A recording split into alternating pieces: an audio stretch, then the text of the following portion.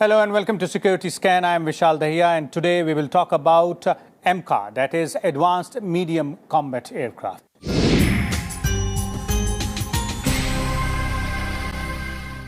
AMCA is India's next indigenous fighter jet program after LCA Tejas. Aeronautical Development Agency of DRDO and Indian Air Force are working together on this project by building on the capabilities and expertise developed during the development of light combat aircraft, that is LCA Tejas. The AMCA will be a fifth-generation stealth fighter jet powered by two engines capable of super cruise speed. It will also have internal weapons bay and complex S-shaped serpentine intakes. First flight of AMCA fighter jet is expected to happen by 2032. For more on this, we're joined by a distinguished panel of guests today in the studio. And let me start by introducing these guests to you, beginning with retired Air Vice Marshal P.K. Srivastava, our defense expert. And we also have with us Dr. W. Selvamoorthy, former Chief Controller R&D from DRDO, and Mr. Ajay Banerjee, the defense correspondent of Tribune. Let me first come to you, AVM Srivastava, and let's put things in perspective for our viewers. We're talking about the advanced medium combat aircraft. One, what exactly do we mean by this? Is it a stealth aircraft? Is it an FGFA? What are we trying to convey here? So, I think Vishal, you're right in both ways. It's a stealth aircraft, also it's a fifth generation aircraft. So that way it is a very big leap forward. I'll call it a quantum leap forward. And our expectation from AMCA is that what the year he talked about is the year of destiny for the Indian Air Force. As we have worked out in many, many ways, by then our upgraded aircraft would retire. And Air Force would be needing, if no inductions take place, because our retirement rate is faster than the induction rate, we'll be at a level where we need another 400 aircraft to come in. So I expect MMRCA 2.0 version will give us 114. And we'll be having an inventory which will be primarily of Su-30 MKI, MMRCA 2.0, and the Rafale, which we are taking. Sorry. Yeah. So how do you fill in the gap? You got LCS coming in. For that, production has started, and we have our kind of comments on the rate of production, which we have discussed on many other program on your program several times. And the work on Mark II version is also beginning. Mark II is going on. So now AMCA, when it comes in, it's a boon and bane both. Boon in the sense, I see this as a kind of thing which will really set up the defense, aerospace defense industry which we want to be set up in the country. Bane because I do not know whether by that time we'll be ready or not. But if you really ask me about my optimism, I'm optimistic about it, because this time our approach to the program is different. We are trying to now, connect with major players in aerospace domain like L&T, like TSL, like Reliance, like Godrej, right from the beginning. And this program is also a modular approach. That means I give one module to one of these players or the HL, and they work independently. Then HL does the integration. Also behind us, we have a learning of 30 years. I don't call it delay in LCA, whatever we have learned. It's a learning of 30 years, which is now available and spread in the system within the Indian industry. And developing on those capacities. And I need to just dovetail my fifth generation features or technologies. Now, that's not a small thing. As rightly, any skeptics who are there, I'll honor them too, because when you want to create an aircraft of this stature, which is very low observable or low observable, and which can fight the wars we are talking about of 2040, 2050, it'll be a different war game. You'll be fighting a war which is drone infested, which is air defense infested, where even a very low observable aircraft will be visible through either the satellite imagery or other things. So taking all that into consideration, I agree.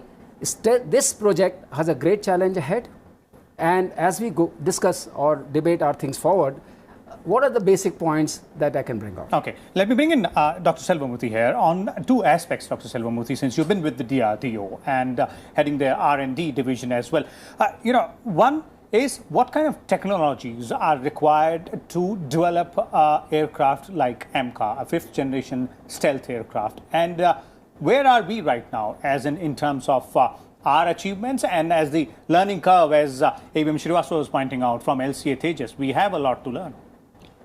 India must be very proud that today we have developed considerable indigenous capabilities in terms of developing aeronautic devices, including the 4th generation fighter aircraft, light combat aircraft Tejas.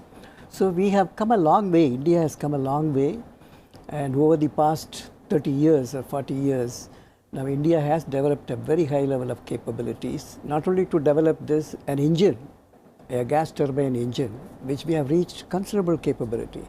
Similarly for radars, which go into the Air Force application to fit into, including AMCA, that we need radars. Because you can classify the defense technologies into first sense what the enemy is doing, deny their sensing on us, our capability, whether it's the AMCA or any other systems. Then we must also reach the target as early as possible. So you need technologies to reach. One of them is the propulsion and reach through AMCA. Then you destroy. You need armaments, weapons. So now taking that as the gamut of technologies which is required for any defense technology. Now AMCA, Advanced Medium Combat Aircraft, is, as it shows, it's advanced. So we are looking at 5th generation fighter aircraft, whereas India has developed a 4th generation light combat aircraft Tejas. So now with the tacit knowledge, we are moving ahead into advanced medium combat aircraft, which is 5th generation, where first you need to sense what the enemy is, where's the target. So you need radar, sensors, sensor technology. So this advanced medium combat aircraft has a multi-role.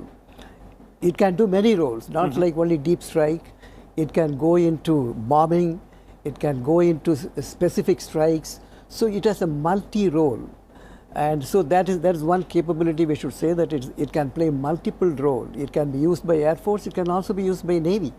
So it has a multi-role aircraft. And in the sensor, an advanced radar, which is known as AESA, Active Electronically Scanning Array Radar. So this will give a situational awareness, because this is moving at supersonic speed. The AMCA will move at a speed of close to about 2 Mach speed. So if it is moving at that speed, then you need to sense and have the real-time situational awareness. So that will be given by radars. Then incoming targets, you should detect them. Like a missile is coming, anti-aircraft surface-to-air missile or air-to-air missile. So you need to sense them in real time, so that you will be able to give the countermeasures. Then you may have radar signals, so you have to blunt the radars so that you are not seen by the enemy. The stealth feature. Stealth features. So you need to block that. So you need first a very strong sensor which will go into AMCA, so that you have the situational awareness. Okay. Then after that you need the speed to reach the target. So that is where this is supersonic speed. AMCA will give that. Maximum is 2.3 Mach is the maximum speed, but on an average at cruise it will have about 1.6 to 1.8 Mach speed. So that speed you need to get them by the engine. So you need the heart of that is engine for propulsion. And it will be powered by 2 such engines. That's right. So now the Kaveri engine K9 and K10, which is indigenously developed, but it has reached only certain level of thrust which is required to propel this. So we are now developing the 3D thrust system, which will give that 110 to 125 the kilonewton thrust, which you need to carry the payload as well as the fuel, which will also be a payload. So you need that propulsion to carry that load. That is why it's known as medium combat. Light will be very light as well as highly maneuverable. Here it is maneuverable, but then it can carry a higher payload. So you need that propulsion. Then after you have reached them, you need armaments. So we are looking at the technologies like guns. We are looking at 20 millimeter gun, cannon to go in. And also we are looking at missiles to be integrated. Can we integrate BrahMos? Because now BrahMos is getting integrated into Sukhoi. So can it be integrated here? So we look at the indigenous armaments as well to go into the system. Okay. So these are some advanced, and stealth is very important. Stealth cannot be only by coating by radar absorbing, radar signal RCS absorbing paints, but we are looking at the configuration itself when you are designing it. The geometric stealth. Geometric stealth. So can you reduce that by the configuration change, geometric way by which you can give the stealth so that the enemy cannot detect your aircraft. Okay. That's very important for survivability. Okay. Survivability, sustainability, mobility, accuracy, and firepower. Okay. These are the ones in AMCA. Okay, so these are the 5 major points which will be the focus area out there, and we'll come to the stealth part and other features as well, and what exactly is Indian Air Force looking for. But let me first bring in Ajay here. Ajay, that sums up what exactly are we looking for when we are talking about AMCA. But this journey from nothing to LCA Tejas, and now from LCA Tejas to AMCA. Vishal, I must put a caveat. I always bat for the HAL and DRDO. They are our prime Navratnas, as we may call them, and they need to be bucked up. They need to be given more powers to make new things. However, I will put two things on the AMCA. First of all, when we are buying 114 fighter jets, we are out with a tender. The Indian Air Force is looking at 114 fighter jets. I am very sure the winner of that tender will be asked to contribute in the AMCA process also. Point number 2, when we talk of the first flight of AMCA 2032, personally speaking, having covered the Ministry of Defense for almost a decade and a half, this is far, far too away. Because look at China, look at other countries, they are producing newer models very, very quickly. We have learned the Tejas, learning of the Tejas was 30 years. Great, we have done a good job. The medium weight fighter, also called the Tejas Mark II, is supposed to be in 2025. Why can't the AMCA come 5 years earlier? As AVM Srivastava pointed out, in 15 years' time, we will be needing to go, Sukhoi will be going away, and even the MiG-29s may have gone away. And possibly even some of the Tejas may be starting to go away by that time. So we need a fighter probably in 5-7 years' time, because the world will not wait for us to progress. We have to progress at the pace of the world. What we are trying, that we are progressing, okay, slowly, great, we have done it. But now we need speed. Speed is prime importance in this, because 2032, when you take the first flight, that means the plane cannot be inducted till 2037. That is almost 2 decades away. And from 2032, let me explain to our viewers, it will take around 5 years for testing, weapon testing, Air Force will validate it, there will be initial operation clearance, there will be a final operation clearance. It will be 5 years' time by the time the first cordon is raised. That is 2037 minimum. Okay. So that is 18-19 years away, Vishal. The world is not going to wait for us. Okay. I believe sincerely that Mr. Modi should look at this personally and crack the whip and advance the timelines by at least 10 years. Okay. Let the first flight take place in 2025. Okay. As always, AVM Srivastava, both of you have been on quite a number of panels, and Ajay is quite specific on the timelines out there. Clearly, he is right in several aspects. And you also pointed out, that the learning curve for LCA Tejas was almost 30 years. So timelines apart, if you look at once this is put in motion, we can go ahead and track that part. But the requirements of the Indian Air Force, and as Dr. Selvamuthi was putting out there, the capabilities of the AMCA, which we are building, both in terms of, its survivability, also the stealth features and the weapon features. Okay. So if I amplify what Dr. Selvamuthi has said, we definitely need ESA radar. There's no doubt about it. But we also need IRST. We will also need missile approach warning radar. That has to be there. But we need unstable aircraft so that it can do maneuvers which are very, very tight maneuvers, which can go into this, and powerful engines. Engines are coming from K9 and K10 project. And as Ajay has pointed out, we have already dovetailed Safran into it so that our K9, K10 can be at a level of 110 kilonewtons or 115 kilonewtons. Something which is Indian Air Force's demand. Which at the moment are around 78 kilonewtons or so. We need minimum 90 kilonewtons for that. So if that comes in, then you have more power behind the engine. And let's look at the fuel capacity. We are carrying 4 tons of fuel as of now, as the configuration is. And 4 tons of fuel can take you as much. So combat radius becomes around 1,000 kilometers. So in that sense, if you compare, let's say, with F-35, if you want to compare with another 5th generation aircraft, they have about 9 tons of fuel. We have 8 hard points inside, which can carry, as was pointed by Dr. Saab, that it can carry BrahMos NG, or it can be integrated with other things. We also need a data link which connects with the, if we want to make it a real net-centric aircraft, which can be controlled from anywhere. So you need a data link. Now, if you need a data link, you need to define it. What is operational data link? Will it be something like NATO standard, which is Link 16? I think we are moving towards that because we already have signed COMCASA. That was one of the impediments in going to this level. So, of course, our clause says that we need not necessarily buy our equipment from them, what we want to integrate, but that kind of facility has come up. So, I would say there is a window of opportunity for making this aircraft net-centric, for achieving the things we talked about, going through the modular approach, what we are talking about, and involving the major players in aerospace industry right from the very beginning. Okay. So I have a hope for it, but as has rightly been pointed out, and repeatedly we point out that not only you have to finish your design level or design level tasks very fast in an accelerated mode, in mission mode, what we keep calling these days, also you have to think of your manufacturing model right from beginning. The maintenance will become a major issue in times to come, because it's not the aircraft, number of aircraft which matter actually. It is the serviceability of the aircraft which matters. How much time you invest into servicing the aircraft and what kind of maintenance efforts go into. The turnaround time. Turnaround time. I'll give an example which is very, if I want to change the engine of Mirage 2000, vis-a-vis I want to change an engine on MiG-27, the difference is nearly 8 to 10 times. So the kind of hold up you'll have during the war kind of scenario. So keeping all this in mind, this aircraft has to really go through the evolution, and the scientists and the people who are working in ADA, in HL and other organizations including NAL, CSIR, all those people have to concentrate in a mission mode, integrated mode, that this aircraft has to come out not only very fast from the design, also it has to be manufactured at a much faster rate. We have seen LCA production rate, it was 8, somehow we have managed to scroll through to 12 level now, after so many years, because this aspect was left behind. Now the trick will lie, if you really see the trick will lie, can we think of a manufacturing element? Can we think of all our sensors fusion element?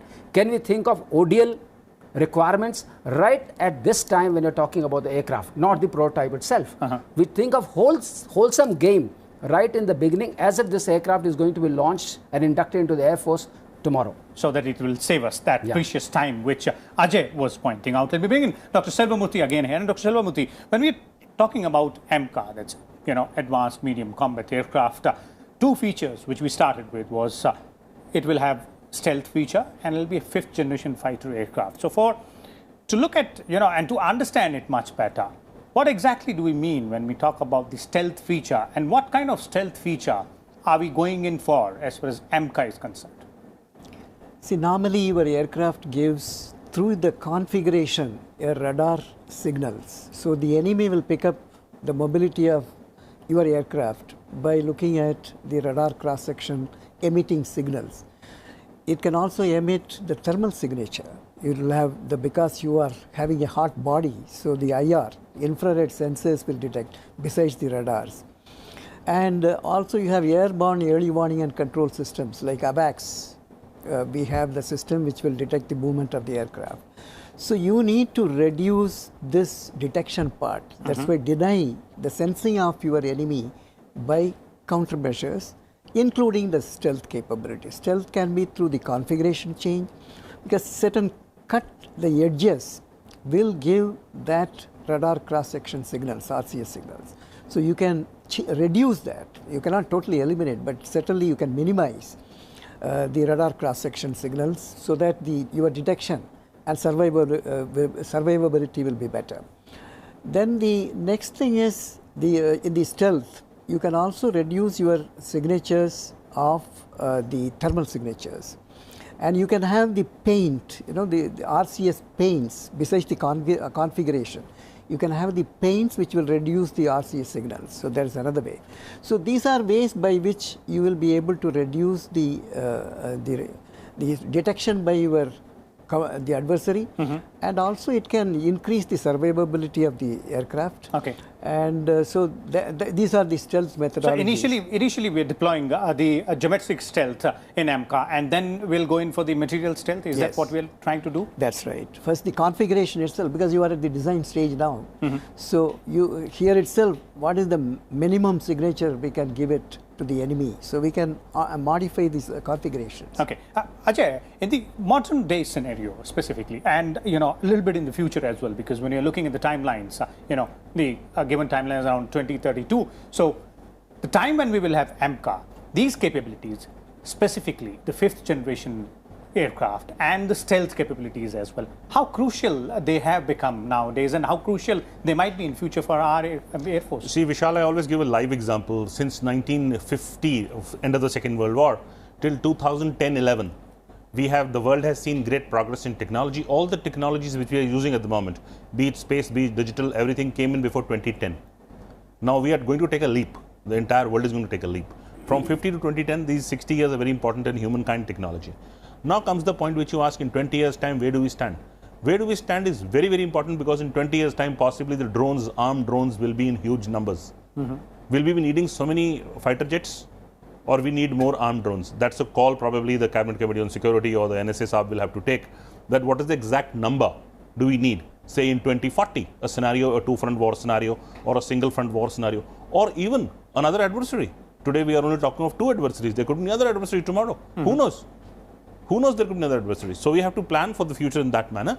The number of aircraft, fighter jets, the technology which we are talking today may be overtaken in time, in next 20 years time, very surely, by armed drones, which are going at a great speed at the moment, great accuracies, and leading countries now, the NATO countries, especially led by the US, have shifted to armed drones.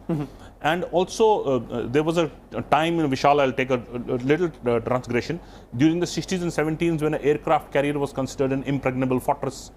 Today, with the anti-ship missiles which are developed, an aircraft carrier is considered among the strategic circles as a sitting duck at sea, because the anti-ship missile can bring you down in probably 5 minutes. Okay, possibly you have an anti-missile system. Great. How long?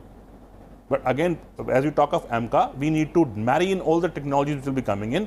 One of the key technologies will be armed drones, fighter jets, surveillance satellites, low-flying drones, and possibly better sensors which will give a better picture to the controllers in ground and also the pilot in the air. Okay. Will the pilot need to fire a missile from his jet, or do we fire from the ground? We are buying S-400 missiles for 40,000 crores.